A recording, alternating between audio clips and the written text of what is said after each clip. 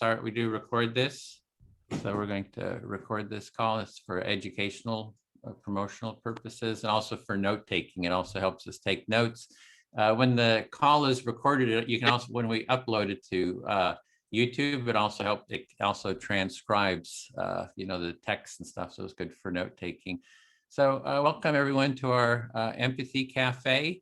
As I mentioned, we're recording this for promotional educational purposes. And this cafe is a little different than our usual cafe because we have the topic of how might we deepen the experience in the empathy circle. We have our regular process for doing the empathy circle.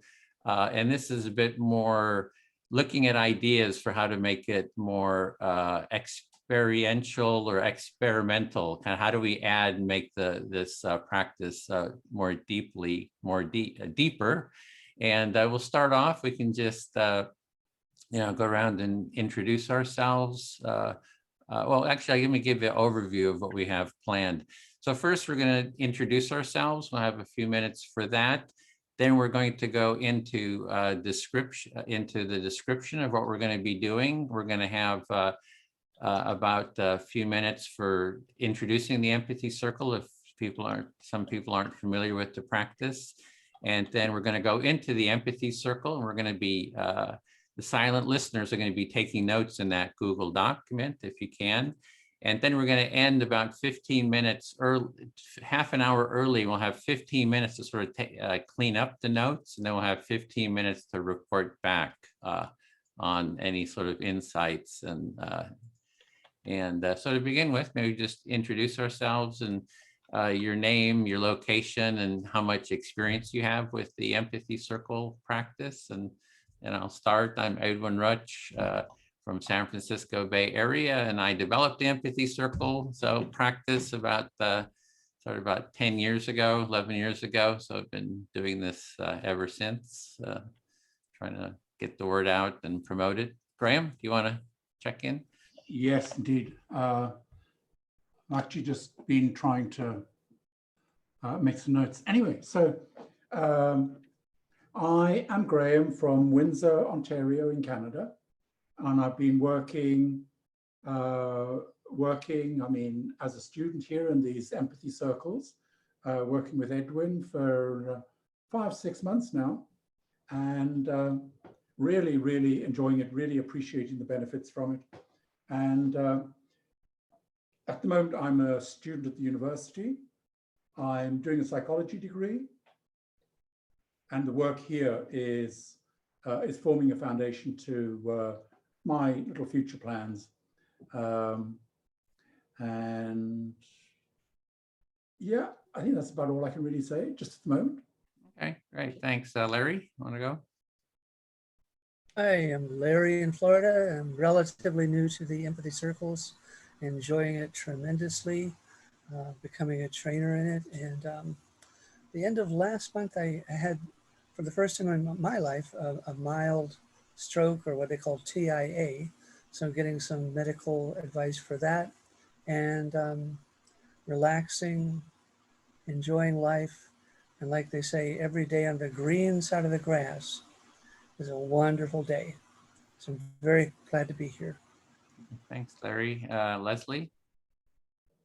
Yeah, I'm Leslie. I'm in the Northeast US in Vermont, and my son, who's also here, and I have been doing the training with Edwin and company for the last few months. We've done 3 sessions of the facilitator training, and it's in all spheres of life, from personal to out in the world. It's just been very transformative, and I'm really excited to be here and to talk about ways to move with it, both within the empathy circle and out in the world.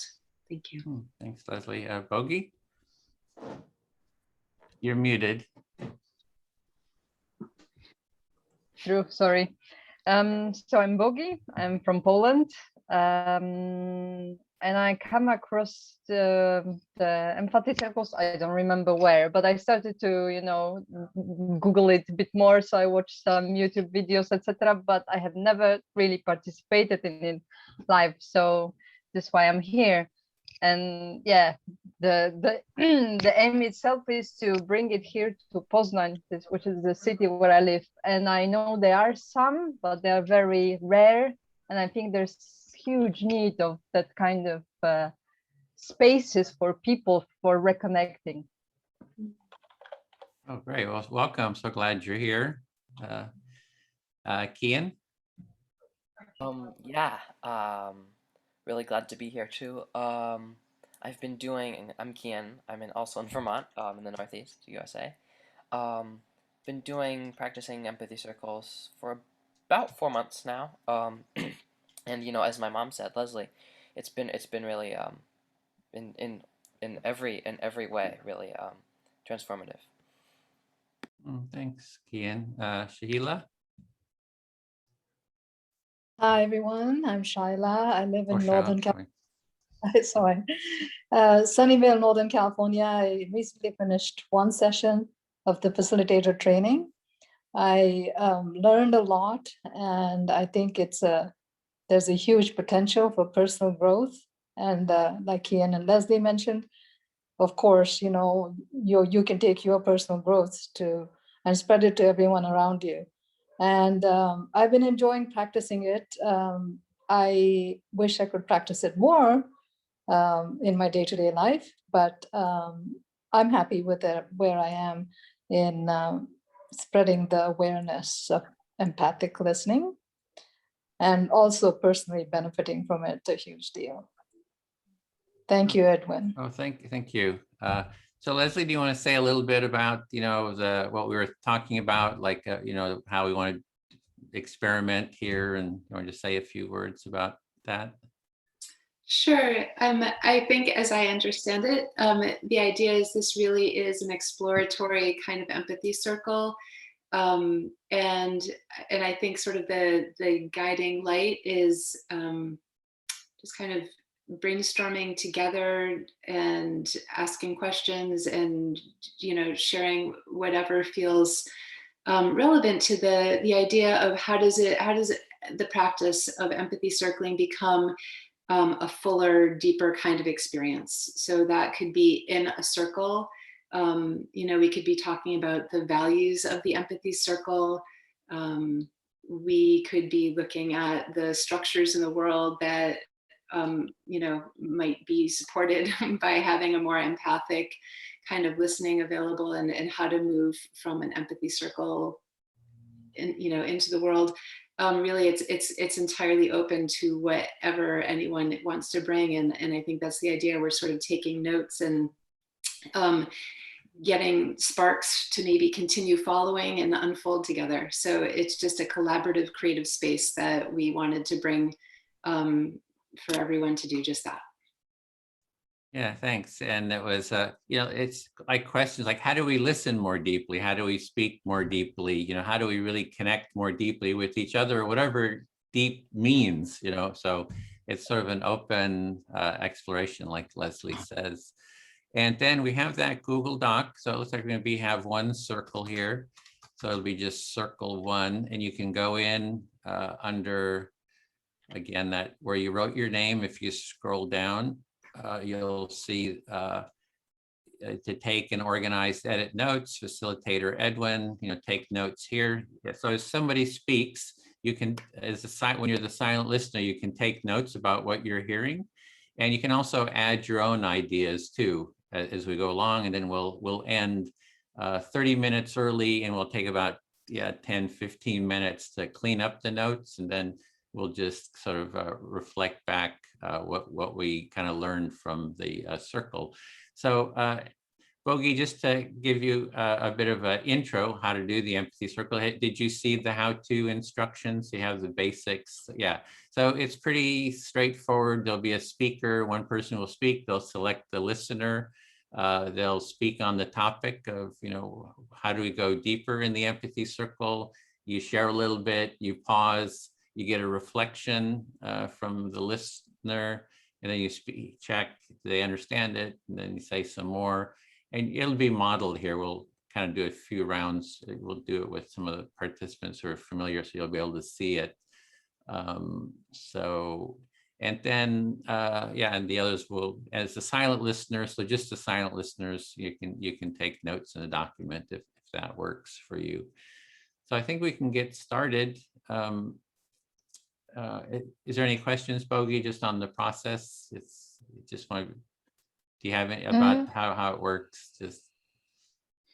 I think I'm clear so far. Okay, great. Yeah, you'll pick it up as we go along. So who would like to start? Actually, yeah, who would like to begin and select your listener? If you speak, if we start with some of us who are familiar with it, we can just model it for Bogey. So, oh, and timekeeping. Who can keep time? Maybe we do 4-minute turns. Since okay, Kian will take time. So, take it away. Whoever would like to get started. And in the notes, remember to breathe slowly. That's great. Good. Whoever's taking the notes there, excellent. So let me go. Oh, okay. Not that I've really got anything dramatic prepared, but can I be the speaker then? Yeah, you want me to listen? If or- you wish to do it that way, yeah, fine. Sure. Okay, I'll listen. Just as a background, I'm also interested in this idea of deepening the empathy process. And I was in a circle led by Lou Zweier, and there was Georg's, his name's something like Georg, but anyway, he talked about theory U. And the theory U is, I really know nothing more than that, and I've just done a Wikipedia search on it. And the idea is that the more you want to achieve, the deeper you have to go. So in other words, you go down one side of the U into the depth of whatever's going on, and you come out, and that's where you can achieve what you want to achieve. Okay, so what kind of, if I could reflect, so I'm hearing you're interested in this topic of going deeper, and you'd heard about the theory U as a way of going deeper, and that the more you want to achieve, the kind of the deeper you have to go. Yes, indeed. And I'd like to make my first suggestion that out of the theory U, and I can cut and paste these into the group. So nobody really needs to sort of make any notes. But one of the features is sensing. So what are you sensing in the discussion, in what's being conveyed to you? And the other one is presence. And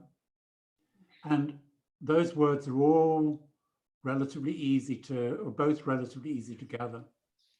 And I'll just stop there. Yeah, so 2 principles that they have in that process is to sensing into, and the other is to be present. And those are 2 principles that they use in theory U. Yeah, and my problem is that there's no debate about those words. The thing is that the empathic process, which includes listening, which includes speaking to be heard, and reflecting so the speaker can be heard. And all these processes are just very foreign in our culture. And so we have to deal with the newness and unfamiliarity with what's going on. Yeah, so what we're doing in the empathy circle with the listening and the reflecting is not everybody's familiar with it, and it's very new to people. So we have to sort of deal with that newness. Absolutely. And out of that newness comes the other idea of mine, is that we need to really slow ourselves down, every one of us. And we need to have the confidence to slow ourselves down. And we need to be able to talk slowly. And I was talking very fast, as you noticed. So we need to be able to talk slowly. We need to be able to think about what we're saying, think about our listener. So in other words, we really have a presence that's much wider than just what we're saying. We need to think about our feelings. And so it's kind of skill and familiarity with the empathic process. Yeah, so there was a time, but to go deeper, you need to really slow down, to sense into, to be aware of the feelings. And there's a whole process of kind of going deeper there. Those are some of the qualities of going deeper, is, you know, having that slowing down sensitivity. Yeah. And with that, I thank you, Edwin. I feel heard. And just on a technical note, I'm going to paste this, if you're okay with that, in the chart. Sure. Yeah. Okay. Okay. I'll speak to Leslie then. Yeah. Yeah, this whole question of going deeper, you know, it's like, what does deeper mean? You know, kind of sitting with that question of what does going deeper even mean? Sometimes people say, oh, in the empathy circle, it can be sort of wordy and sort of intellectual, right? So how do we make it, what does that mean to go deeper? Yeah, so you're wondering, you know, what it actually means to go deeper, and you are aware of associations that people have that active listening can sometimes feel just sort of wordy and just kind of stay up here in an intellectual plane. And so what does it mean to drop down somewhere deeper than that? Yeah, and I think the deeper is to be able to identify felt experience. It's like to be able to sense into, like, oh, what am I feeling? Where am I feeling it? And sharing those felt experiences. So a big part of the going deeper is to, you know, kind of move into the feelings, and how to do that, I think, is kind of the question. Yeah, so I'm hearing your clarity on that part of the going deeper is being able to be developing awareness of our felt sense. And the question on that is how to do that. Yeah. Yeah, and how to do it in the empathy circle. So, you know, what are some practices that could be done within the empathy circle to tap into our felt experience more? And there's whole practices, like the practice of focusing. If I know you might be, if you might be familiar with it, but it's very much, it was a process developed by Jean Genlin, who was a grad student with Carl Rogers, who developed the empathic listening process. And he was very tuned into the felt experience and developed a lot of tools for, you know, naming feelings, tapping into them, sharing them, reflecting. So there's a whole practice out there called focusing that's very much about tapping into felt experience.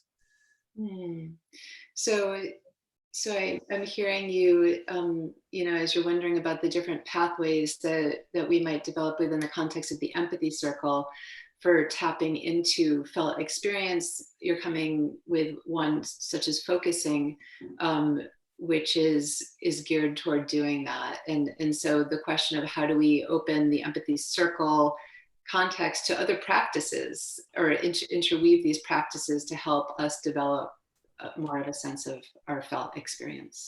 Yeah, and what's coming up for me is talking about deeper. One of the last circles that I did, there was 3 women in it, and they were talking about real life problems that was going on for them, like real challenges they're dealing with. You know, one has a newborn baby, and she was like just dealing with, she didn't feel like she was kind of inside of herself. And if she felt concerned that she wasn't sort of able to sort of connect, she was sort of feeling she was pulling into herself. So anyway, she was talking about real struggles she was having in her life, and the others were too, like, this is a struggle I'm dealing with. And just talking about real life struggles was another that I felt very deep. And it was like a sharing of just personal challenges people are having, and that felt very sort of deep, because it was dealing with real life struggles that we were dealing with. And by having the empathic listening, you could see her trying to work through their deeper issues. Yeah. So your recent experience in the circle, where there were 3 women, is telling you that when people share like what they're really contending with, what they're struggling with in life, that opens up for them and for the whole circle like a deepened experience, maybe a deepened self-awareness of what somebody's dealing with and how they're moving through it, and then it opens the space amongst everyone to go deeper. Yep, feel fully heard. Thanks. Yeah, yeah. Um, is it Shyla? Is that how to pronounce? Yes, Leslie, thank you for asking. Shyla, You yes, would you listen? pronounced my name perfectly. Thank you. Yes. Okay, okay. Yeah. Yeah. I I'm just reflecting on what Edwin was just sharing about being an empathy circle and you know, the sharing of our real lives and real experiences. Um I'm thinking of my own experiences in circles, and it seems like, you know, there's where it's happened, there's a willingness on somebody's part to risk something, to risk vulnerability in sharing something, and it seems like that opens a safe space in the midst of everyone. I'll pause. I'm sorry if that was long. Thank you.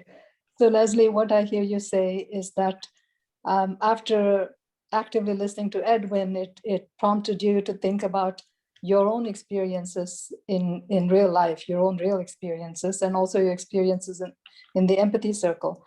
And you noticed that when one person in the circle opened up their vulnerability, it sort of made it a safer place for everybody else to perhaps open up also and show their vulnerabilities. Yeah, yeah, no, I got goosebumps. Thank you. Yes, and I think that you know, there's risk in that, and I think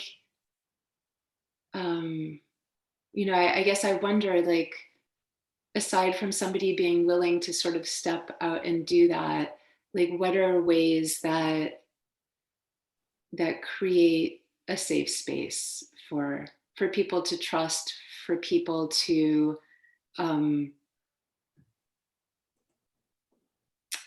be willing to risk and reveal. So you're pondering the different ways that a person in the empathy circle could be encouraged to take the risk and to be able to trust the other participants in the circle so they could feel safe to open up and go deeper themselves. Mm-hmm. Mm-hmm. I'm going to kind of jump a little bit. The other thing that I'm really just deeply curious about is, you know, Edwin spoke at the beginning about the empathy circle can sometimes maybe feel that it's sort of a cerebral experience. And, you know, we talk about our felt sense, like there's feelings, emotions, but the felt sense, like bodily, you know, just our whole embodied experience. And I don't know about all of you, but I'm sitting, like, you know, on a cushion on a hard floor in a not very comfy space at the moment due to circumstance. But, you know, I know for myself that when I'm attuned to my own, you know, physical being, my attunement to what I'm feeling is just that much more accessible. So you are reflecting on what Edwin said about how sometimes the empathy circle feels very cerebral. And Edwin also mentioned the felt sense. And what I hear you say is that you interpret that as the sense, as the comfort in your body. And the moment you feel more comfortable in your body, then you're willing to then go into your feelings. If not comfortable, then just aware, like tuned in, just like really present in an embodied way, I think is another pathway to knowing what we feel on an emotional level, or to help us, I'll say for me, to like help me just attune, to attune to what's present. Being embodied, thanks Ken, being embodied helps me be present. So what you're saying is, you clarify that it's not necessarily feeling comfortable in the body, but just being aware. And that embodiment, as you call it, it helps you to then be in tune with your feelings. Yes, I feel utterly heard, Shyla. Thank you. Thank you, Leslie. Food for thought. Yeah, I've been hearing to these interesting conversations so far. Who are you speaking to? Sorry, it's been a while since I practiced this. Okay. How about Kian? I see you on my screen. Yes. Okay. So I'll start over again. Yeah, there's been a lot of food for thought after hearing the previous speakers. And I believe Graham, I caught on to what he said about slowing down. And in the Western culture, and I guess more and more so in every culture these days, is that we seem like we're on a speeding train. And there's no time to be aware of our body or our feelings or our thoughts. We're moving from one thing to the next. Yeah, so there's a lot of food for thought after listening to the previous speakers, and you were just touching on what Graham was saying about slowing down, and how much there's not that in this Western culture and many cultures around the world these days. Yes, and that when we are speeding, it doesn't give us time to really delve deeper into our own selves. And it's easier to hide behind the busyness. So when we're speeding, we can't delve deeper into ourselves. And that's easier to hide behind the busyness, as you said. Right. And then that addresses the risk-taking factor, because once we get actually in tune with hiding, it becomes more of a challenge to actually open up. So you're connecting that to the risk-taking factor. If it becomes more challenging to open up when we're speeding like that. And when we're used to hiding from our feelings, because it's comfortable to not address feelings. It's comfortable to not be in the body. It's comfortable to not feel the feelings. It sounds like an oxymoron, but you kind of convince yourself that that's okay to do. Yeah. So and also hide from not listening, hiding from our feelings. It's more comfortable to keep them out there and not be in touch with them. And it's what we're all used to doing, even though it's Yes. And then I also wanted to talk about the felt sense that came up. I understand felt sense to be what we sense from the other person, but then I was trying to interpret that to figure out how to make it be about the speaker. So as a listener, we could be feeling something, what we call the felt sense. But how do we relate our felt sense to the speaker? Because in empathic listening, it's the speaker who is in charge, so to speak. And so how are we going to empathically listen to a speaker while at the same time we are experiencing this felt sense? How do we know that our felt sense is the same as what the speaker is feeling? How do we reconcile the two?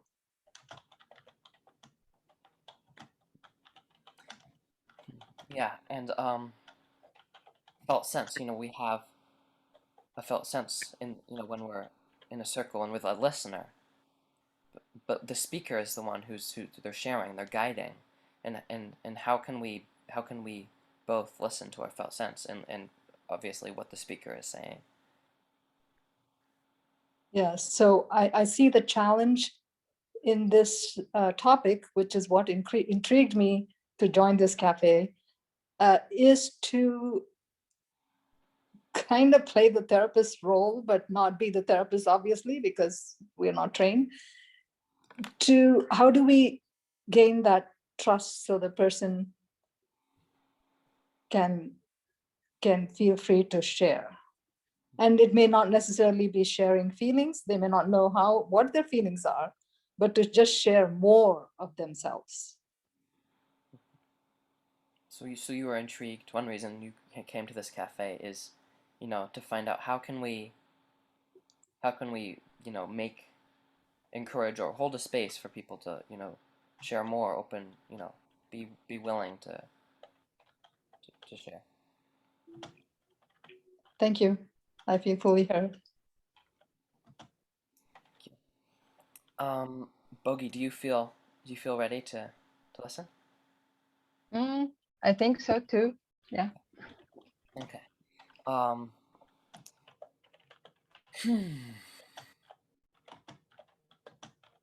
Yeah. What? I'm just appreciating what Shaila was saying right now.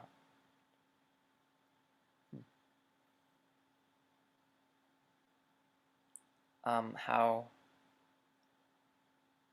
deeper. One thing I've noticed that affects, that can affect the depth of your conversation is how long your speaking is. Yeah, I'll pause there. So you're still appreciating of what Shaila did say, and you are thinking about, when you think about going deeper in the conversation, and you think about the factor which is the time for speaking. Mm-hmm. Yes. Yeah, in general, the longer time, it holds a space more for going deeper. And sometimes I feel like I've said everything I want to say, and it's like, okay, I have a bunch of time left. But then I'm just sitting there quiet, and then I just go, there's something else I want to share, and it just keeps getting deeper like that. So you see the connection with the time. The more time there is, the bigger chance is that the speaker will get deeper, because after first thoughts are being said, then there's a space for the deeper one to come up. Mm-hmm. Yes.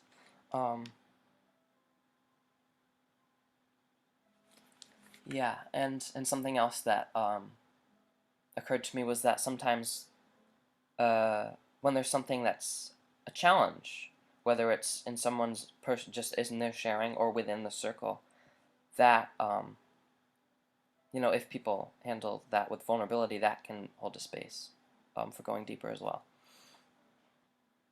So you mentioned also that the bravery to share the challenge opens up the space for going deeper for others as well. Mm-hmm. Yes. Yeah, I feel heard. Thank you. Thank you. So Larry, are you willing? There's a lot of interesting things here that resonate with me, especially what Leslie said about the vulnerability. I took a part recently in the Way of Counsel, so it's a different method than Empathy Circle.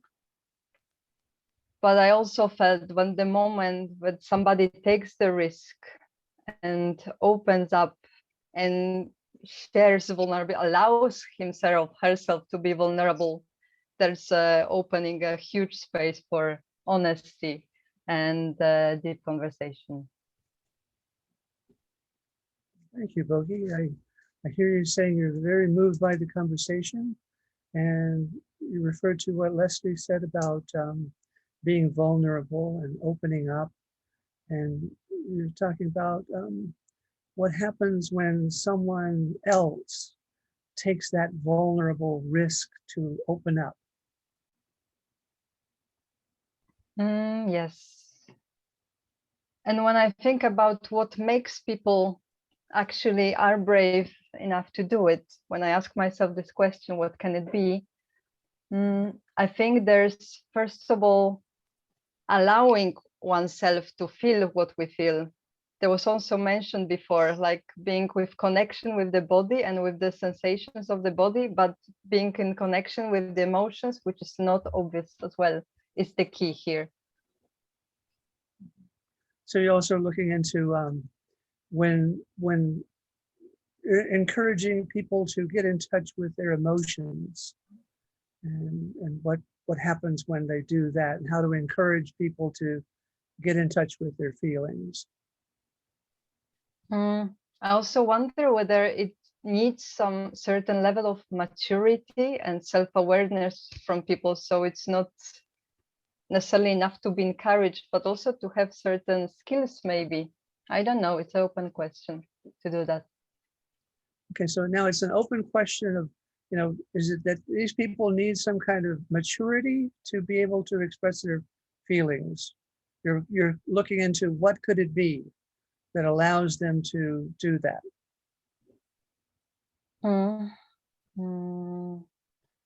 Yes, but one thing that surely I can agree with the people who spoke before, like Kian and Leslie, is that if there's one person brave enough to share, it helps the others to actually also open up.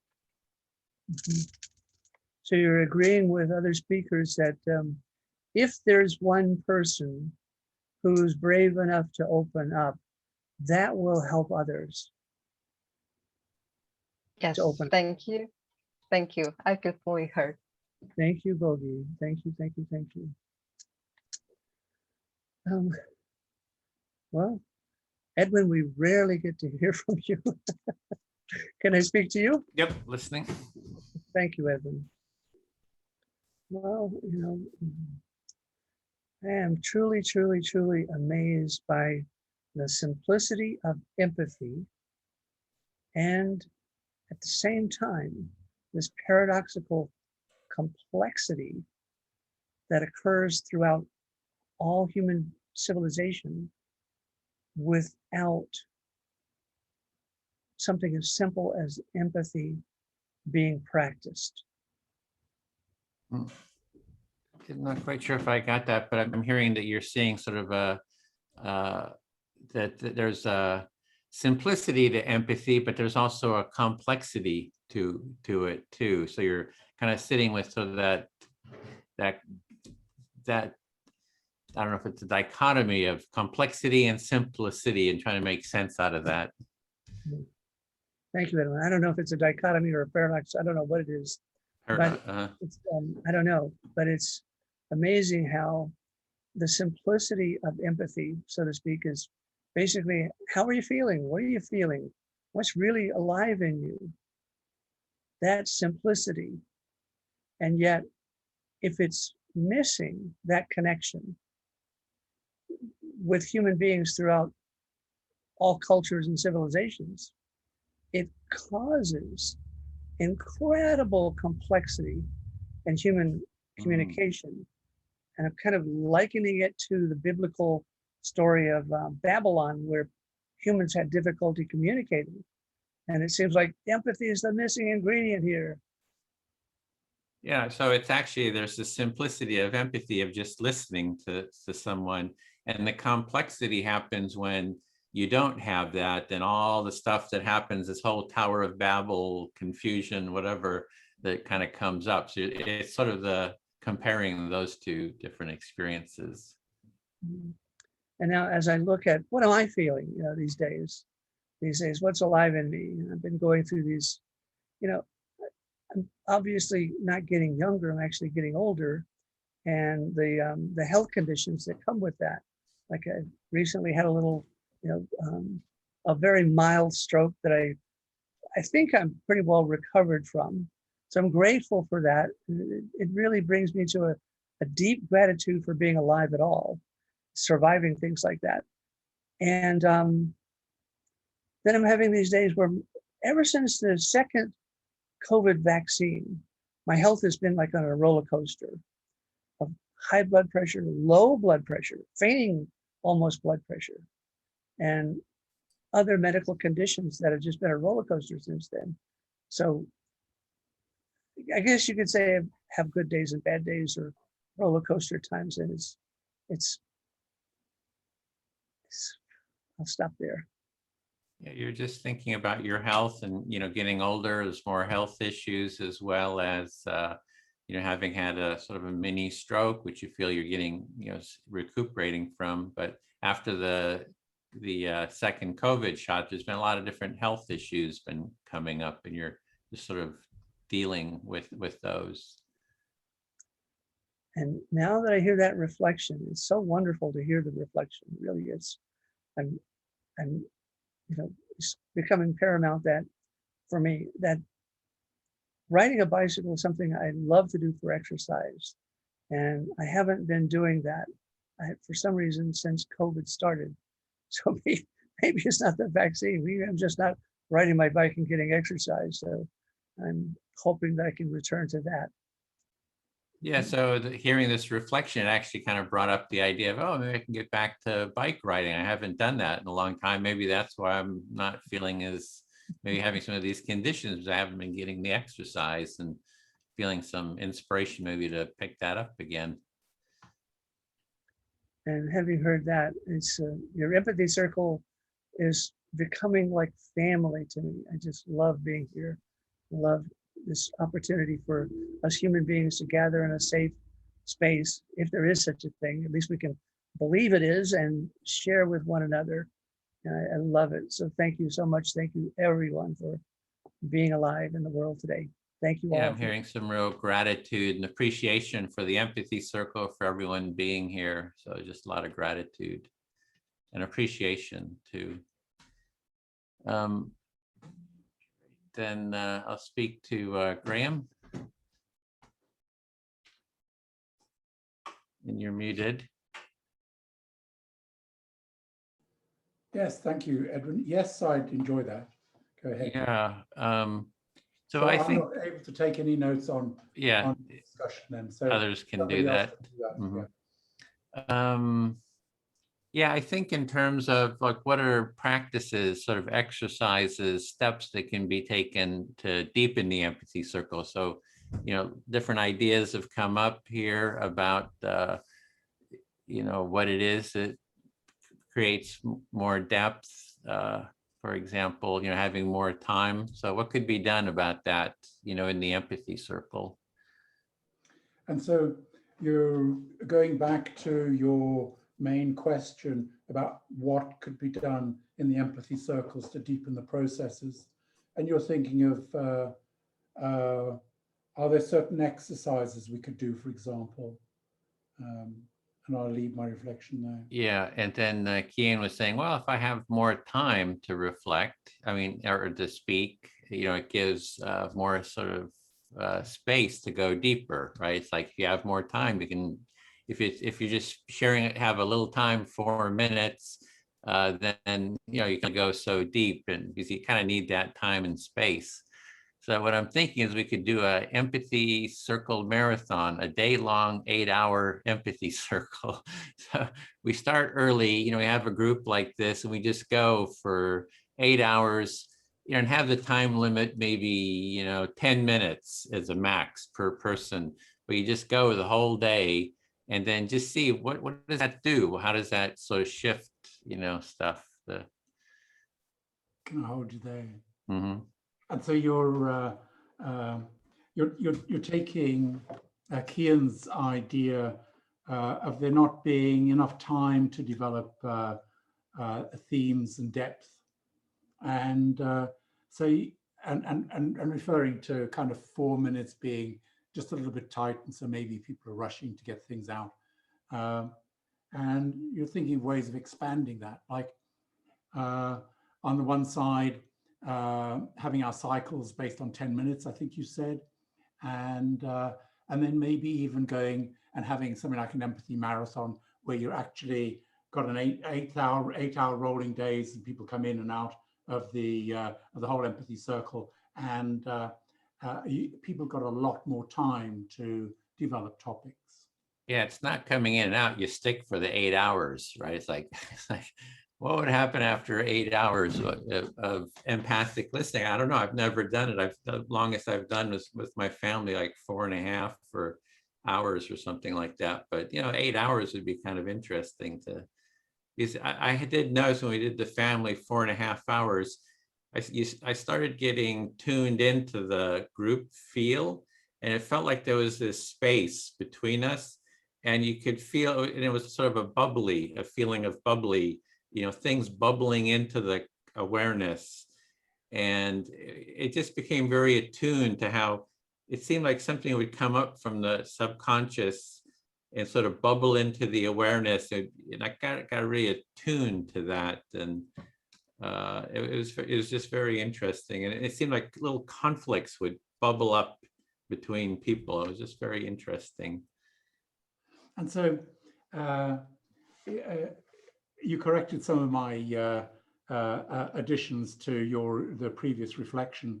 And so the idea would be that this is a closed, let's say 8-hour circle, just as an example.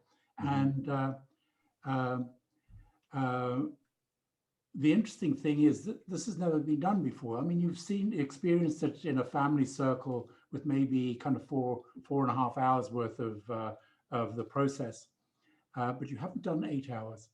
And what you noticed with your family gathering was that it would take you a couple of hours to really get the feel for what was going on. And then there'd be all sorts of things that would bubble up, and you regularly use the word bubbling, or frequently used. Mm-hmm. And even little conflicts, points of conflict would actually come up and bubble up, and I presume they would be aired and exactly, yeah. And so, and another thing is to get into, I've done this before in other circles, but I kind of simplified it, is before you speak, I'll finish this. Before you speak, share one feeling you have and turn it into a physical motion. And then everybody mirrors it so that you get more into your body. And then, so if I'm speaking to you, it'd be, like it'd be this would be sort of the feeling, so that kind of reaching, everybody mirrors it, and you get a mirroring of it. And then I would share to you. And I can already feel it in my body. It's a little bit of a tingly from that. So just as a way for everyone to come into our bodies. And yeah. And so this is kind of real brainstorming ideas where you're thinking, I think you've actually said you've experienced this kind of thing before, where when somebody's due to share, before they start sharing, they actually express a feeling and then do it physically. You're saying here, or for example, I want to stretch or whatever, and then get everybody to do it. And this really communicates in a bodily sense what's actually being felt by the speaker. I feel fully heard. Thanks, Graham. Thank you. So I'm on the line. Bogey, can I talk to you, please? Yes, please. Thank you.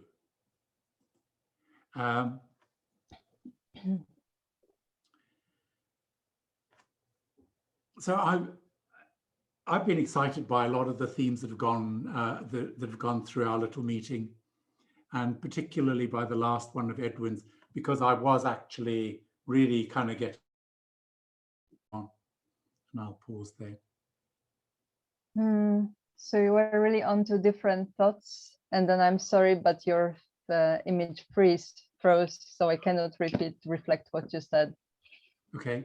And I was really excited by what was going on because I was physically involved with what Edwin was talking about. So in other words, I was resonating, my excitement was resonating with Edwin's enthusiasm, you know. So already felt connection with the Edwin's enthusiasm, and it resonated with you. Yes, indeed. Very deeply.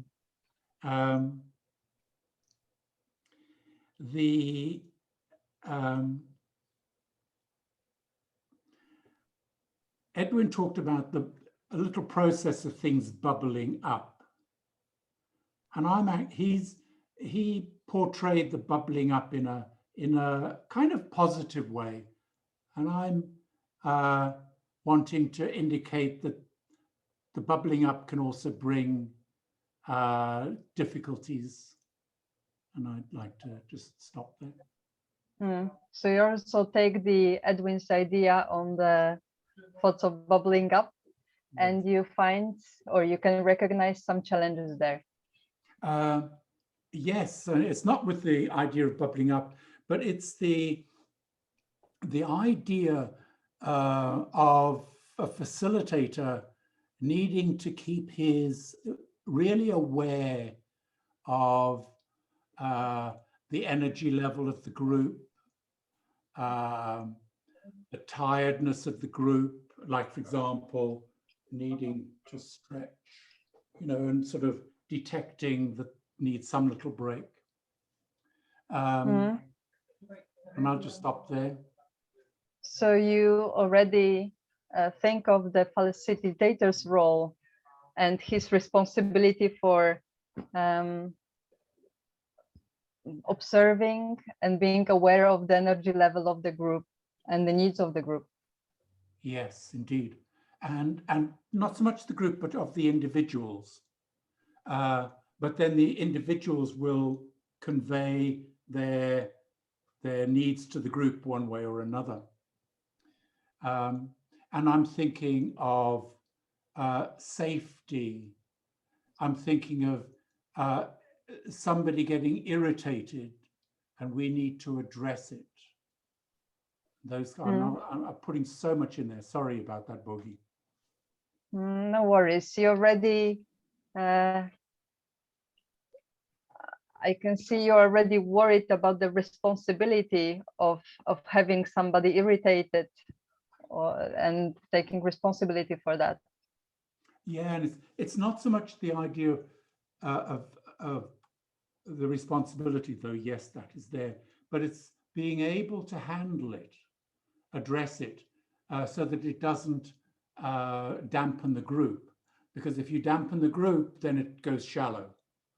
But if you're able to address irritations or deal with them on the sidelines, then you have an opportunity of keeping maintaining harmony, maintaining depth, maintaining connection. And I'm sensing that that's very important. So you already sense there the responsibility of the facilitator to handle the emotions that appears there, so that it's not posed or given further to the other people. Yes, indeed. And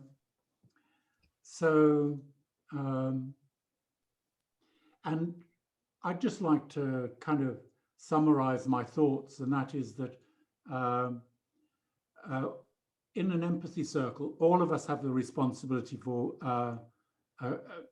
generating safety and behaving in a way which is safe and encourages vulnerability.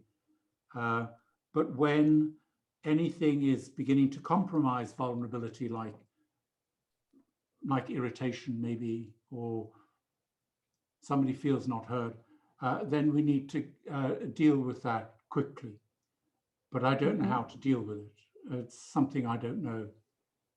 It's a skill I don't have. Yeah. So you recognize that there is a group responsibility for holding the space of the circle, but at the same time you are aware, or you want to underline, that there is a risk maybe involved in somebody feeling irritated to affect the circle. Yes. And maybe just to close it off, that the facilitator needs to be able to handle all of those little difficulties. So you again wanted to underline that the facilitator needs to have certain skills to handle those difficult, challenging emotions. Thank you, Bogi. Thank you. Thank you. So Leslie, are you willing to reflect? Yes, happy to.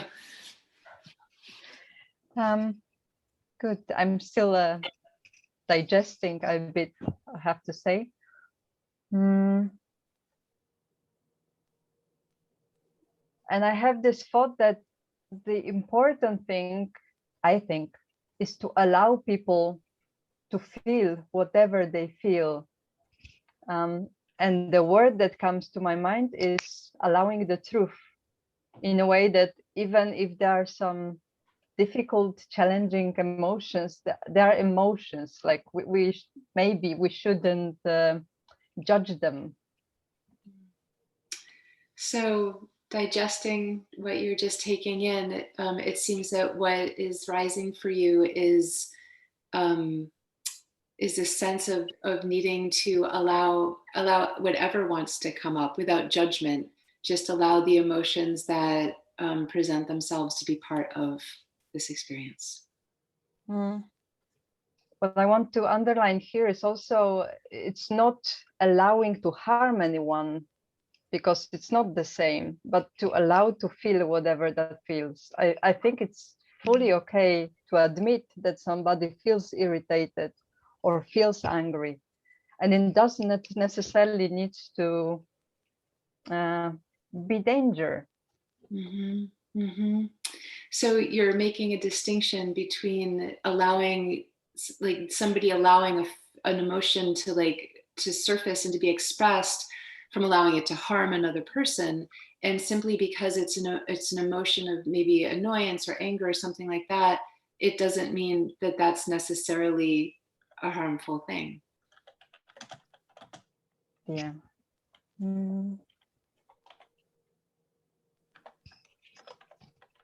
And I also think that this is the element of the safe space that is mentioned, that people have the space to express whatever they feel and think, not being judged, and not to tame themselves in a way. I think this is also an important factor.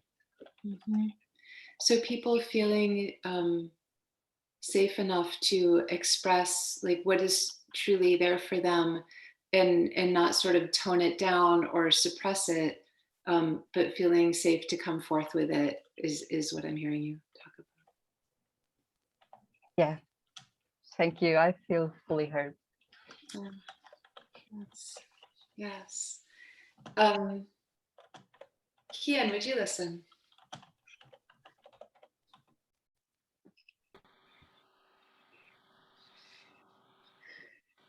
Yeah.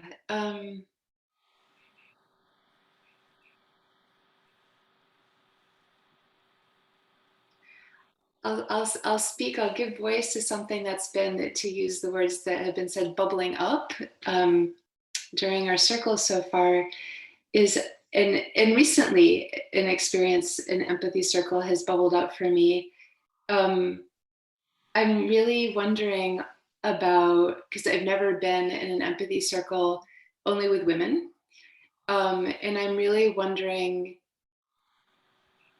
about that experience, and likewise perhaps a circle for those who identify, female or male, like however, but there seems, I'll pause, sorry, I can't. Yeah, so something that's bubbling up for you, and you're wondering, is having a circle with only women, which is not something you've done before, and also possibility of one only with men. Right. Yeah.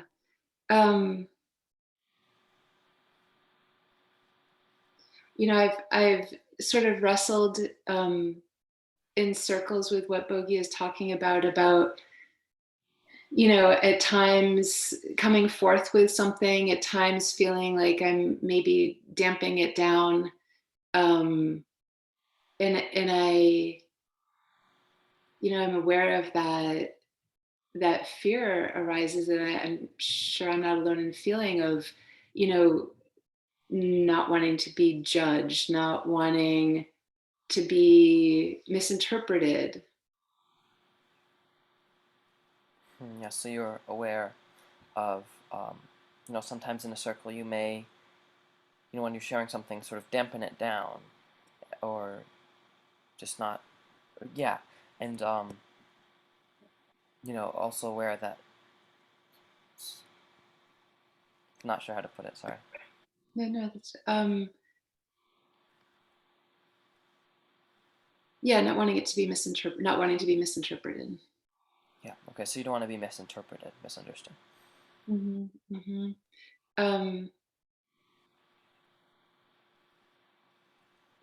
yeah, I recall when I first started the training, like being in circles where somebody was reflecting, and it wasn't feeling like what I was really coming with, and just kind of letting it pass initially, and then gaining, I guess, more confidence in the process or in myself, being willing to say, actually, it's this. So reflecting on earlier when you began the training, you sometimes would share something and it didn't feel like you were um, reflected in what you were expressing, and you feel that sometimes you let it pass, but over time you've grown to be able to be clear about and make sure people get what you're saying. Mm-hmm. And I am curious about what that's like, for the men. Thanks. I think just by acculturation, at least in this culture, there's a different journey with that. I may be wrong, and I'm totally open to being mistaken, but I do wonder about that. And you wonder if for a man it would be a different experience with that. Thanks. I feel heard, Kian. Thank you. Okay. Shaila, can I speak to you? Yes, I'd be happy to listen to you, Kian. Okay.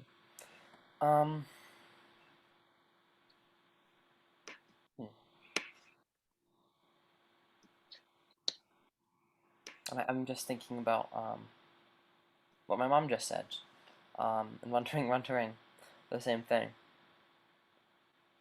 and also reflecting on probably one of the first circles I participated in, which was which held a similar topic. So you're reflecting on what Leslie just said, your mom Leslie just said, and you were also reminiscing about your experiences from your very first empathy circle.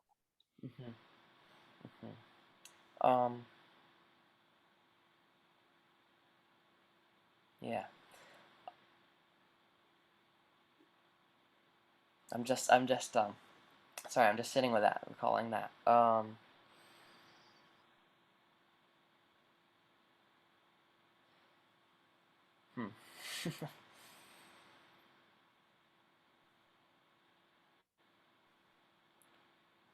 I guess I don't really know what to say about that right now, but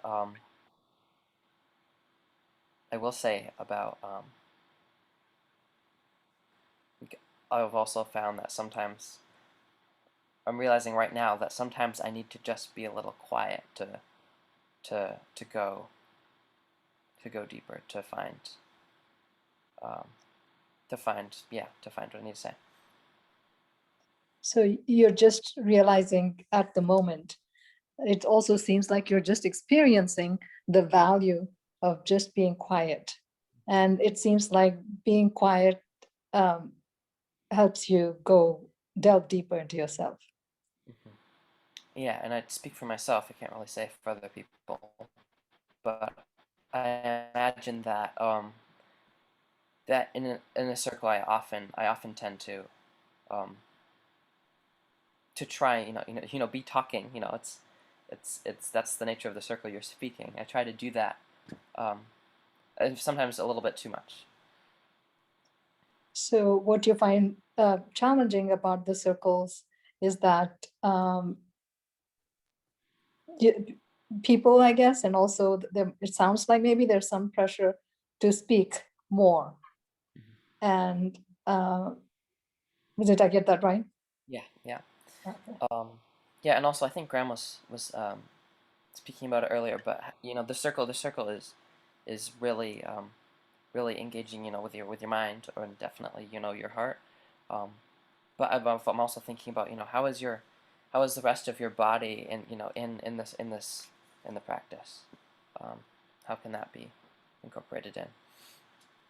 So you're reflecting on what Grant said earlier about engaging your body into the process. You have experienced using your mind and heart in the process, but now you're exploring the other option of involving your body into this process. Mm-hmm. Yeah, and I guess right now, I'm with my body right now. I'm feeling a little bit unsettled right now in my body. I'm noticing.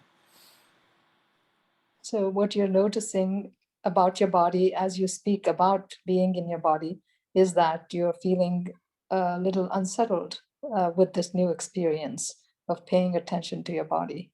Mm-hmm. Actually, yeah, it looks like my time is up. So I feel heard. Thank you.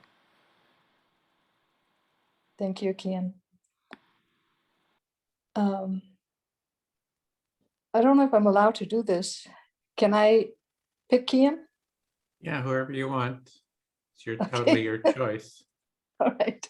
Kian, sorry, I'm not giving you a break. Just when you thought you got your break. So Kian, would you like to listen to me? So yeah, I appreciated what you said, Kian, about just being quiet. Sometimes when we're quiet is when we can pay attention to what is going on. It's the other side of the coin of what I talked about earlier and connected to what Graham had said about slowing down. And so to me, part of slowing down, I mean, if you have to define it, one way to define it would be to just be silent and quiet. So you're appreciating what I said about being quiet, and how that is important, and I'm sorry, I'm afraid I'm distracted by some people around me. No worries, no worries. So being quiet enables us to pay more attention to our own selves, whether it's our feelings, our needs, our physical body sensations.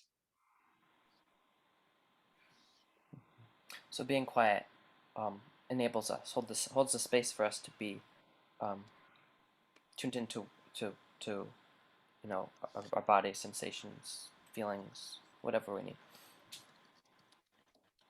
Yes, and I also appreciated what you said about how in a circle, we naturally tend to feel the pressure to speak more. And I've observed, and every time I'm in a circle, I learn from all of you, but I just learned from you that we don't have to go galloping and speak at full speed. You can go slow, you can take a lot of breaks and pauses and actually not feel the pressure. Yeah, so you were also appreciating what I said about how I feel sometimes pressure to speak more, right? And realizing that you don't have to do that. You don't have to feel the pressure. You can, be slower, or even pause. Yes, and another item I'd like to share with the group, not related to you, Kian, is actually related to what Larry said. Yes, active listening is simple when you're just actually listening to the other person and replaying what they're saying, and it really feels good to be heard. However, to go deeper, we need to be educated on feeling words, words that have to relate to our needs, because very few of us have that vocabulary. So you were touching on what Larry said about how, you know, this practice is simple, and but also you need to be, you're saying, you know, you need to be educated, or you need to understand, you need to know, you know, the words to express, you know, what you're really feeling, and a lot of us may not be. Yes. So there is a book written by Marshall Rosenberg called Nonviolent Communications. Thank you. And he has a list of feeling words and needs words. It's actually a list. So if that list could be presented to, let's say, an empathy circle where the participants are interested in delving into their feelings. So it needs to be a group of people initially who would be interested in exploring. And then we can explore those needs and feelings. And that's what gets us into a deeper space in a non-therapeutic arena. Yeah. So you're saying, you know, that Marshall Rosenberg actually has a book, and there's a list of, you know, feelings and needs, and it sounds like you're wondering, you know, what if we showed that or shared that in, you know, in an empathy circle, if that would help people, you know, maybe be clear about their expression. Yes, I feel fully heard. Thank you, Kian.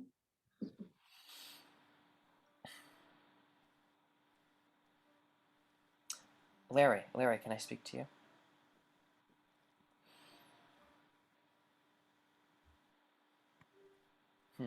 Ready. I'm just that just really sparked a lot what you just said. I'm thinking about a couple years ago when I used to use that list, actually, when I was having challenges, and I'm just thinking about that in an empathy circle. So wow. So Kian, I hear you saying that with your exchange with Shayla, that you're really moved by this realization of the list of feelings and your experience with it. And a couple of years ago, you dove deeply into that list, and you're moved by this awareness of, you know, what am I feeling, and the educational process that Shelley was speaking of getting in touch with what are we really feeling, and you're moved by that. Hmm. Yeah, a lot of energy, a lot of excitement about. Curious about bringing that to an empathy circle. Yeah.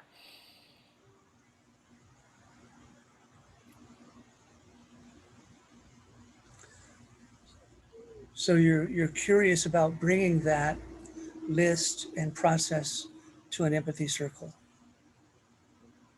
Yes. Yeah, and also I'm resonating with what you said before. I think about being, just really appreciating. Wow, you know, I'm alive. Just really appreciating that. Yeah. And part of that being aware and in touch with how am I feeling, you know, is kind of resonating with, you know, wow, just the wow, you know, just resonating with, hey, wow, you know, I'm alive. Just resonating with the simplicity of that awareness. And I'm kind of guessing without all the distractions, but just the simple awareness. Yeah, and before I said I was feeling a bit unsettled, and that is that's because right now there is a storm out there, and I'm having some challenges with that, having recently a couple months ago been through a tornado. And this is something that's coming up right now is, you know, along with this, taking a look at what am I feeling, what's alive in me, there's right outside, there's a storm brewing.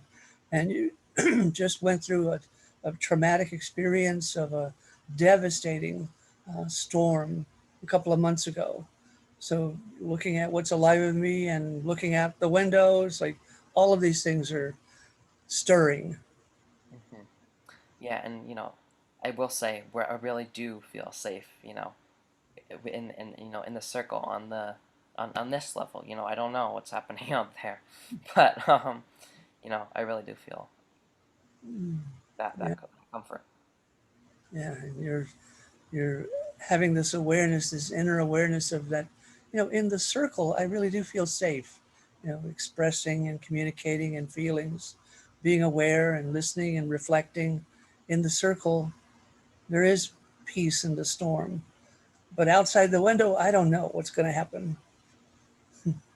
Yes, thank you. I appreciate that. I guess it would be a metaphor, but yeah. Um, yeah, I feel heard. Thank you, Larry.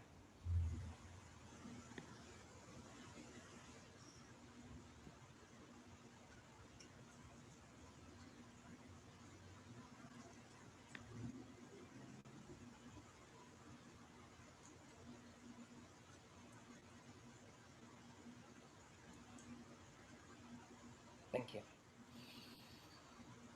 Thank you, Ken. I'm not sure. Was that time? Was Oh, there... sorry. I'm sorry. I wasn't being loud. Sorry. I said. Okay, okay. I'm Did you? sorry. I thought I missed the time card or something.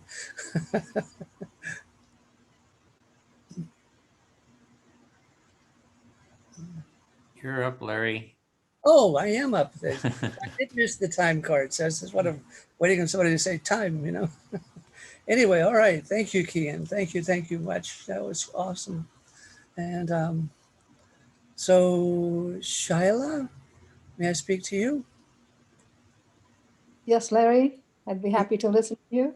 See, just when you thought you were going to have a time to take a break and go inside and get in touch with your inner guru and your peace, right back at you.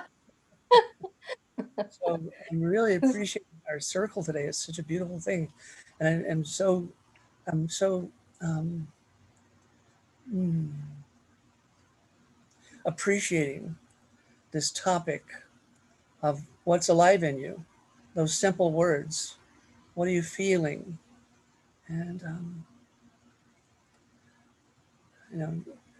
to be philosophical, I really think that civilization has been steered away from what are you feeling or caring about what you're feeling for thousands of years. And I think Marshall and his list of feelings and his NVC and what Edwin's doing, bringing us back to the empathy is what all the sages have been trying to do. And it's both simple and elusive. So I'll stop there. So I hear much gratitude from you about just being part of this empathy circle that's bringing peace to you. And you're also realizing that, or maybe not realizing, but your thoughts are that civilization for thousands of years has actually been led away from the kernel of what is important. And the kernel is Marshall's list of feelings and needs. And that is probably why we are finding it so difficult now to practice empathy in its truest form, just because we have been led astray. It's kind of like, it sounds like you feel like there's been a smoke screen in front of us and this hidden gem has not been exposed to the common masses, whereas the sages have always I would say preached or talked about this or known about it rather. Thank you, Shyla. And that's part of the paradox. That's part of this, the elusiveness of it is if anyone is preaching, so to speak, I like that word, preaching to someone else, they've already lost the whole point, because it's what's alive in me. For each one of us to be intimately aware, what's alive in me, not go shaking someone by the shoulders and saying, what's alive in you? It's the kingdom of heaven is within each of us, to be aware of what's in our heart. You know, it's not about telling someone else you should or shouldn't and punishing someone else. It's this internal thing that's this elusive, it's not you, it's me. I'm running on a little bit too much, trying to be a little dramatic and make the point. I'll stop there, shall I? Any reflections appreciated. Thank you. Yeah, thank you. So you're making a distinction between preaching, where a preacher is saying to somebody else what they should or shouldn't do, what they should or shouldn't feel, versus you are trying to say it's all about you. It's all about the person and their truths and what they are feeling at the moment. And you use the word elusive, and you said it is elusive, and I'm interpreting that to be it's elusive because it is so personal. Thank you, Shaila. And it's something you said earlier about listening to the speaker and being aware of what's alive in me. And, you know, the feelings I'm getting as I listen to the speaker, are those feelings in the speaker? Or is that in me? Try to be clear about that. I see the time card. Thank you, Kian. And so that'll be the last. Thank you, Shaila. Thank you. Yeah, thank you. Larry, so what you said at the very end is that you are making a distinction between what is alive in the speaker versus what is alive in you as the listener, or even as a silent listener, not necessarily even as an active listener. So you are trying to maybe draw boundaries or make a distinction between the two. Big hug. Thank you. Hug back.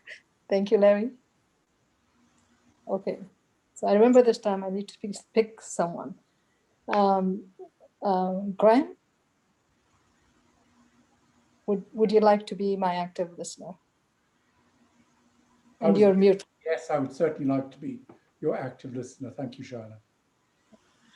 So I loved what Larry said initially to me that I did not get a chance to replay, but he said something about just when you thought you were going to be, you can go and retreat and go to your guru and be in peace. Just the words made me feel peaceful. And you're laughing, Shayla, about what Larry had said to you about imagining your distress when you were called upon to listen. And he says, just when you expected or hoped to go and see your guru and be in peace, I now call on you, you know. So this is really funny. You connected with that. Yes. Yes, so I am also appreciating, and I've decided to stay on to the end because I am enjoying this circle a lot, and it's just beautiful how much we learn from each other every time we get together like this, because we are fortunate to be here as a group of people with a common intention and a common goal. And you're saying that you were planning on leaving after the first hour, and you stayed on. And you stayed on because you really are engaged in what we're learning, and you seem to be fascinated by what we actually learn in this empathy process, and when we're genuinely trying to listen to each other. And there are a few other things you said, Shaila, but that's the gist of what I got. Yeah, you got most of it, Graham. The only other thing I said also is that, you know, we have a common goal to learn, and we're learning together, and we're here to learn from each other, and that's what makes a big difference to me. And if I can hold you there, so you added that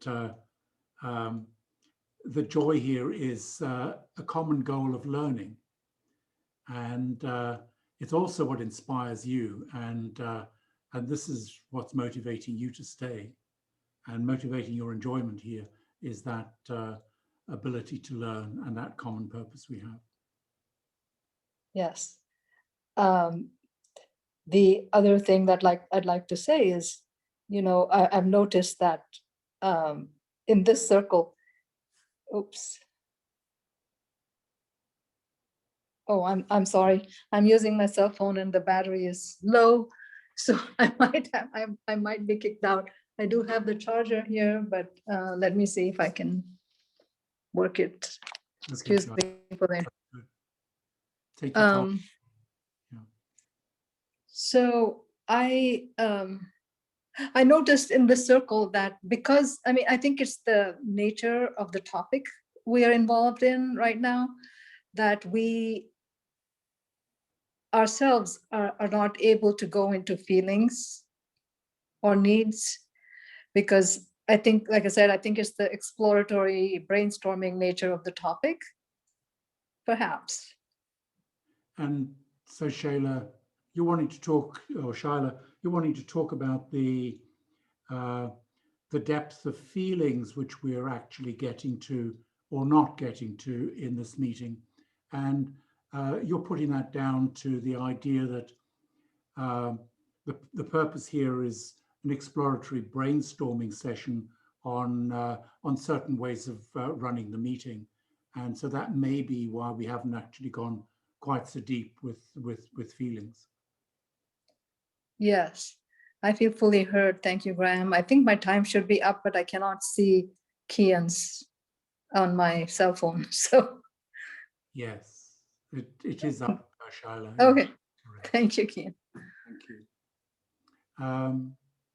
So are we still continuing, Edwin, or are you going to? Yeah, we're going to test we're taking 15 minutes for sort of an open discussion now and sorting what we, yeah, Kian? Yeah, I was wondering if we could take a quick bio break. Oh yeah, go for it. Okay, thanks. If whoever wants to take a bio break could just take a break, if you're needing to take a break, feel free, or you can always do that at any point, just jump up. So go ahead. Yeah. If others want to continue, we could also continue. Yeah, we want to take about 15 minutes to go into the Google Doc that we had. And I don't know, it's like this is sort of an experiment. How do we sort of sort what was, what we've been doing here? This is more of an open discussion. I started off by sort of taking notes, by who spoke to who, and then took notes. And then I kind of shifted. I thought, well, maybe by, making notes by topic would be, more effective. So then I just started, I had 3 different headings that I was writing. I said, what do we feel, and then, started putting some notes there. How do we go deeper?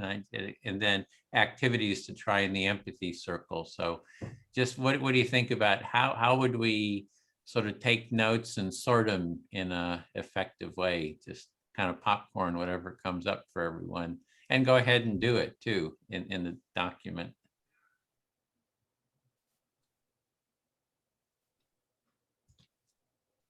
And that's the link to the document. This thing about what do we feel? And I'm just trying to be popcorn things here. And also I've been making notes in the sheet while we've been going along. But the idea for me is to actually have a topic that's associated with certain feelings. Get people to talk about them, or get people to talk about anxieties that they have with certain feelings and ask them to talk about it. The other one was I shared something and that stirred Bogie, and which in turn stirred me, which was if somebody is expressing strong feelings in a group, maybe we could invite the group to ask to share what feelings they sensed in the other person and what feelings did it raise in them. So in other words, we're talking about current feelings and maybe even some very difficult ones.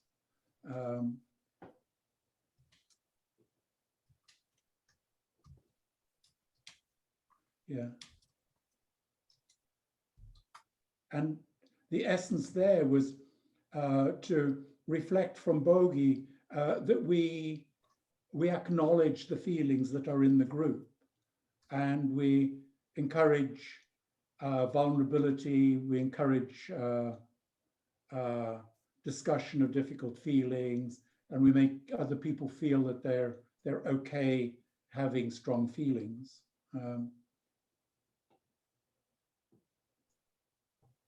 It requires quite a skill in the facilitator.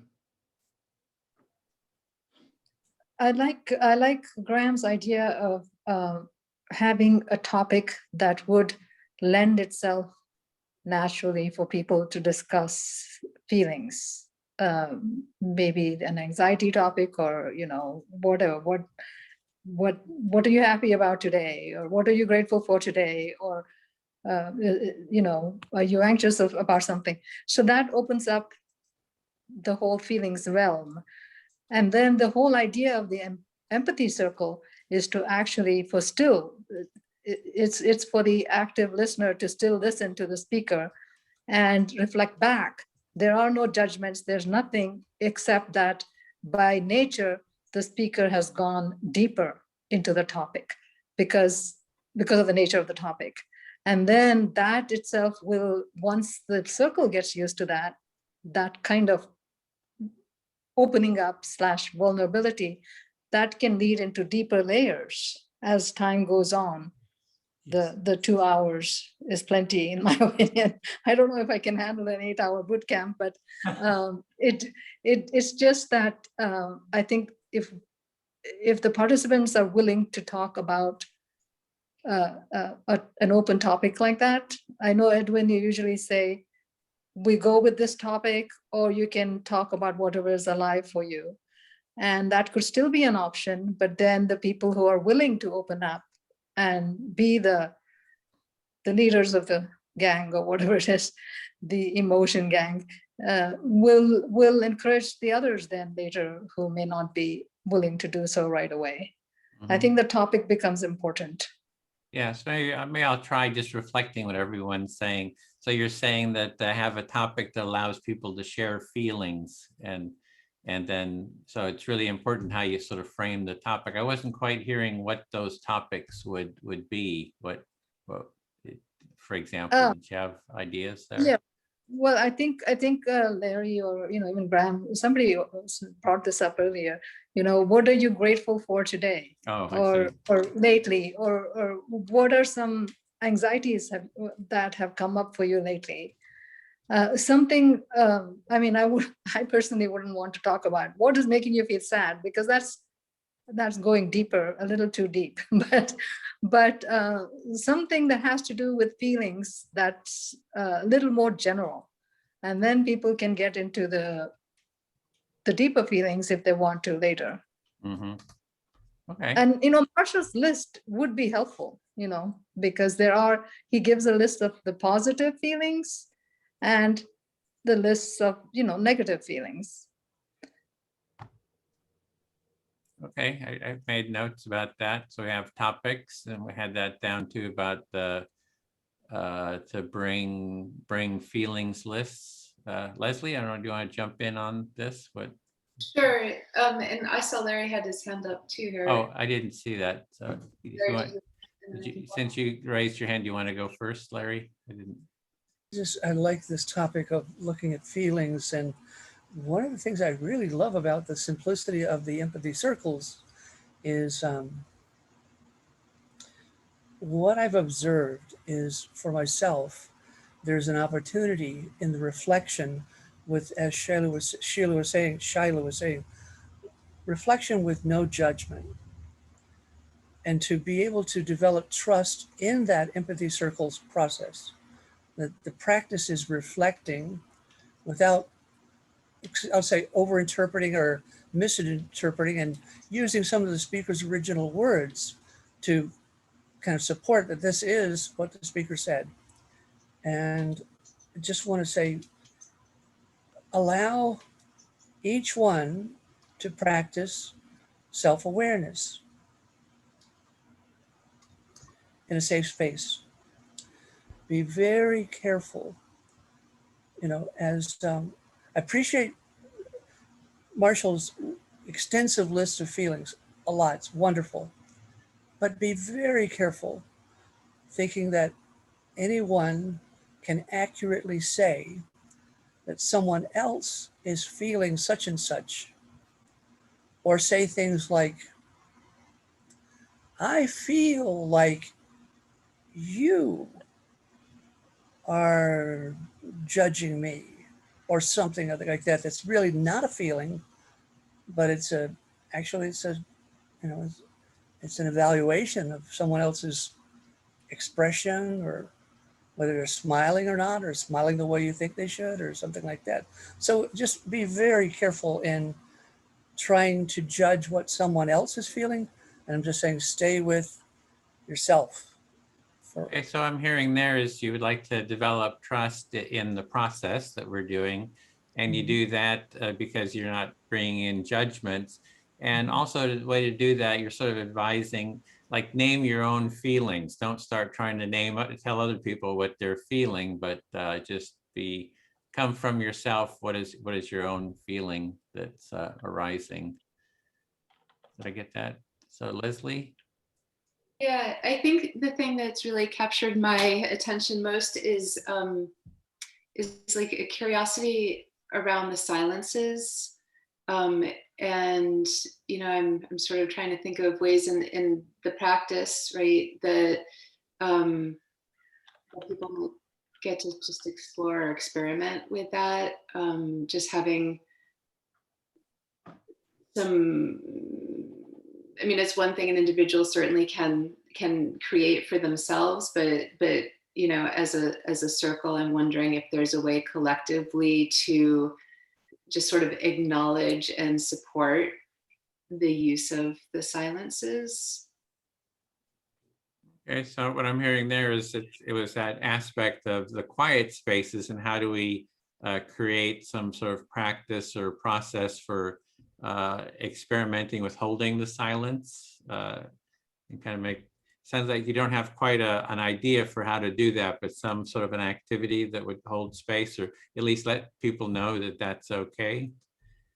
Yeah, at least let people know that that's definitely okay. Yeah, I mean, if you were looking for something concrete, maybe it's as somebody is asked, is about to speak and asks for a listener, maybe it's up to them to experiment with what is it like to take 10 seconds, 30 seconds, a minute even, just in silence, and just to see what bubbles up. Really just sort of experimentally.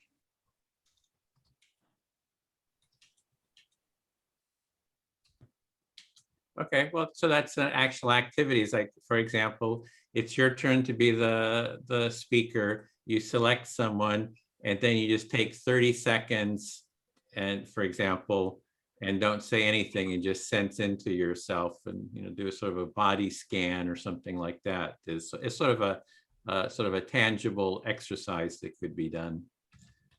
Yeah, and I think for the others in the group, so the listener and the silent listeners, they have that 30 seconds as well. Like everybody, has that opportunity. Okay, so the whole group, because that one person is taking the space, it's kind of creating a space for everyone to settle in more. Okay, so I've got 3 columns here. I've got what do we feel? It's sort of like, what do we feel now? How do we go deeper in activities to try? So I've been kind of sorting that. I added that under activities to try. As the speaker, take 30 seconds to see what bubbles up. Bogey, do you want to go? Yeah, I can go. There are many things that resonates with me, and when you, Edwin, spoke about 8-hour marathon, for me sounded like a great idea, and remove the time limits, so that people would really have time to express what it's alive with them, with this limit that we put on them. It is helpful. I mean, it's just my imagination went there. How would it be to actually give people the time they need? That was one thought, and another.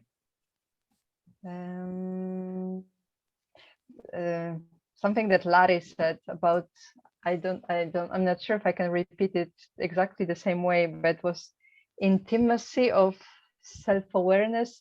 I think I read it as some kind of intimate relation with the self, and how to encourage that. I don't know, but I found it something very, very important there that would be, yeah, but it's a random thought. And the third thought I had is, I like the general question, like when I was thinking about how to encourage people to touch the level of feelings and emotions, I really like but maybe it's my interpretation of the question, what is alive in you? That for me, it automatically drags me to the, spaces where I'm, happy, moved by something, etc. And it's purely emotions, but I don't know if it's, general for everyone, but I would like to follow that kind of question. So it doesn't have to drag anyone to sadness, like Shaila, you mentioned that it could be very heavy, but it can drag to very different kinds of emotions and feelings that the individuals may have alive in them. Okay, so what I'm hearing there is one on the empathy marathon, like no limits, just talk for as long as you want, take as much time. You kind of think that would help connect more deeply. And the other is you're really taken with the sort of feeling intimate with yourself, or how do we feel intimate with ourselves? And the question of what is alive for you kind of leads you in that direction. So you, in terms of a topic, you do like the what is alive for you is a topic. Did I get that? Yes, fully. Okay. Thank you. Kian, did you want to go? Yeah.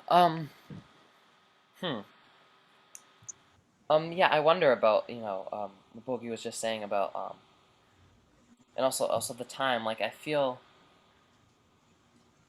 like on one hand, it would be to have it be more open would be, with the time, would definitely create more space for deeper sharing maybe, but also I feel like something about the consistency holds that safety, that Graham was talking about. So I wonder how to find like a balance with that, like maybe longer but still something that's like we can count on. And also I think you might have put it on the forum, but I'm curious about being a dancer myself. I'm curious about how your body can be more incorporated in the circle. Okay, so it sounds like I was hearing a little bit of concern with there being no time limit. You're thinking, well, maybe some little bit of time limit would be good to have. And then also how to kind of get into the body more, since you're a dancer and you do want to have more of that bodily experience, and so it sounds like just some curiosity, feeling of curiosity, how to get into the body. Yeah, exactly. No kind of answers, but just more of a question, sitting with the question. Okay, then Shaila. Yes, I just wanted to address the getting into the body. One of the easiest ways that I have experienced and also, heard about is some simple breathing exercises. Mm. So there are certain particular type of breathing exercises that automatically bring you into your body. And that could happen at the beginning, in the middle, whatever, during certain intervals. So that way, as a group, we can do the breathing exercises and then we can be sure we're in the body. Okay, so you're just kind of building on what Kian was saying about his question of how do we get into the body? And your idea is, well, if we do a group breathing exercises, that will kind of help and support us get into the body. Mm-hmm. And also that helps us to be in the present moment. Mm-hmm. So as the saying goes, when you breathe, you're in the body, and when you're in the body, you're getting away from the mind. Mm-hmm. And the mind leads you into trouble. Okay, so I put that under activities to try in the empathy circle, and I'm saying breathing exercises will help get into the body and helps with getting into the present moment, sort of takes you out of your mind and the problems of the mind. Mhm.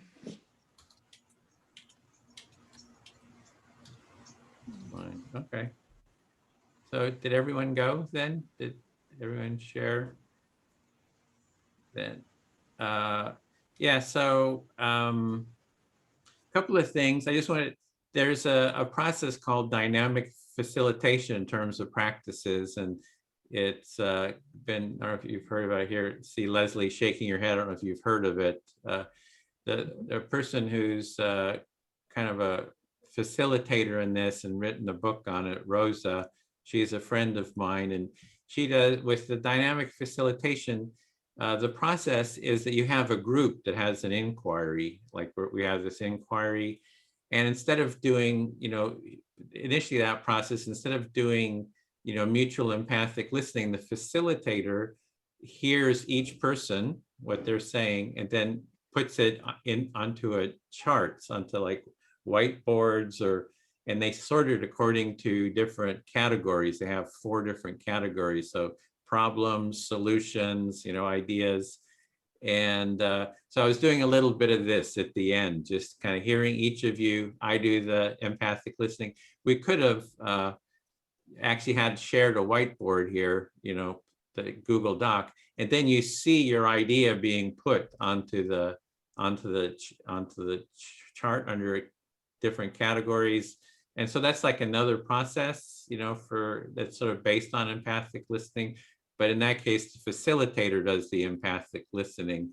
So I just wanted to, just name that that's a little bit of what I was just trying just now, is sort of an experiment.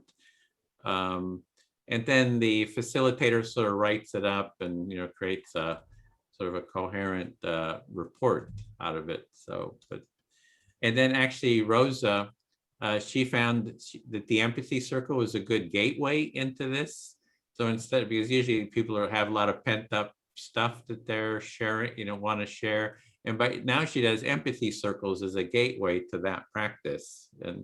And she does it in community practices. It's kind of used in Austria a lot for community, policy development. So anyway, couple of activities to try is to bring feelings lists, hold an empathy marathon with no limits or maybe some limits, share feelings and emotions, feelings with emotions, share feeling with physical emotions is what I wanted to say. Physical motions, yeah, like the one that I modeled at the beginning that Graham really liked. Actually, I thought of holding a judgment empathy circle. I heard people say, "Oh, I'm really concerned about judgment." Well, we could try a circle where all you do is you have judgments towards people. It's your turn to speak, and you get an empathic reflection on it. So it kind of helps learn to take judgments and just reflect them instead of internalizing them. So I do that a lot with the political stuff. It's like, go ahead, judge me, have all the demeaning comments and just reflect it. So it's a really good sort of an exercise. And then there's also maybe using dynamic facilitation. I was also hearing the breathing exercises. And then in terms of topics, it was like, set the topics. And one topic I've seen is quite powerful is to talk about what is a feeling of anxiety or fear that you're dealing with. So that's something to maybe try, like that's it. We're just talking about our felt experience of anxieties or fears. And that really kind of grounds it, directs it towards the feeling, it's quite powerful to go into that. So that's maybe something to try. So we can, kind of experiment with this again. This is sort of an experimental, group here. I think Leslie and I will sort of debrief, what we want to do next for next week. And then we'll meet again, same topic, and maybe we'll kind of determine if we start implementing some of these exercises to, try it out a little bit. So, so we'll have maybe a final, just sort of a wrap up, just quickly, like what, before we close, like take about 30 seconds. Graham, do you want to just, how are you with the overall, what we're doing here? There was an amazing amount of ideas generated, and that's for sure. And I enjoyed the process. I actually found a little bit of a disadvantage because I got myself thinking, and I was making contributions in that sheet alongside Larry, Edwin, I mean, and so I kind of became a little bit disconnected, and I apologize for that. But it was a very valuable circle, so thank you. Okay, great, thanks. Larry? Yeah, I really, really enjoyed this circle. I just felt so safe and so such an open space, so much sharing, so many ideas. I felt like we were all growing together. I like that Shyla said, just remember we're all here for a common purpose, learning. We're all actually on the same planet. Believe it or not, we're all going around the same star. Thank you all. Love you all. Okay, thanks, Larry. Leslie? Yeah, no, I'm really excited by just the creative and collaborative energy. That's, what I was sparked by initially. I'm really intrigued. I had just actually over the weekend read about dynamic facilitation, Edwin, so really intrigued about like the interplay of that with Empathy Circle in a particular. And yeah, excited that we have some tangible things that we can play with and experiment with as we go ahead. Thank you, everybody. Great. Yeah, Rosa has actually called it empathic inquiry, the dynamic facilitation. We've played around with it, done some workshops. Bogi? I just want to express gratitude. I'm really happy I could take part in it and take so much from you, the value of intimate relation with self or importance of silence. There's so much to take from you. So thank you very much. Oh, great. Well, I hope you'll come back next week and also hold some empathy circles there in Poznan. So yeah, it'd be great. Kian? Yes. Yeah, really enjoyed our time. And yeah, I'm excited to see where this goes next, and I'll definitely be back next week. Yeah, I'm just processing this. Thank you, and I hope to see you soon. Okay, great. Yeah, I didn't know you were a dancer. I've done contact improv, and I find contact improv dance is like super empathic. I mean, it's like if anybody wants to check out contact improv dance, and I think it's super empathic type of dance. Shyla? Yeah, just like many of us in this circle, I feel very grateful for all of your contributions. And I've learned a lot from each of you. And thank you once again. Okay, well, thanks. Thanks for all your creativity and sharing. We'll do this again next week, and we have 3 sessions that we're going to be doing this, and we'll sort of evaluate where we go. So we'll just keep experimenting and on this topic before we shift. Maybe we'll try some, implementing something. We'll try to figure out maybe the physical motions, or you get 30 seconds to do a physical motion, with your felt experience, or, silence, or yeah, something. We'll try to incorporate that next something. Yeah, Graham, you're muted. Shaila and I ask, are you going to send out a copy of this little document? Will it stay? It's on just the going to next- stay here. This will be you can feel free to edit it some more if you want to go through and do any sort of post, session editing to it. Right. Thank So we just keep it open here. We'll create a new one for next week. So, And what's Rose's family name? oh boy, it is so hard to, let me look it up. If you look up Rose dynamic facilitation, it's a,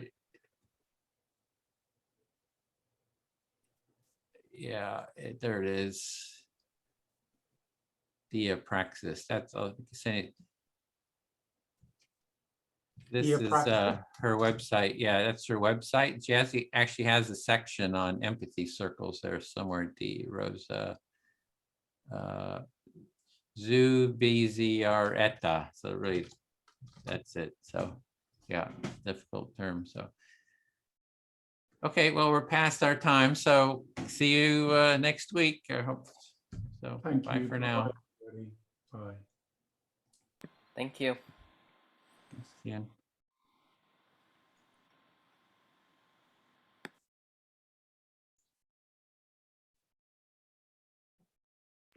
Oh, Leslie, do you got a minute, just a sort of a debrief? Oh, I'm gonna stop the recording.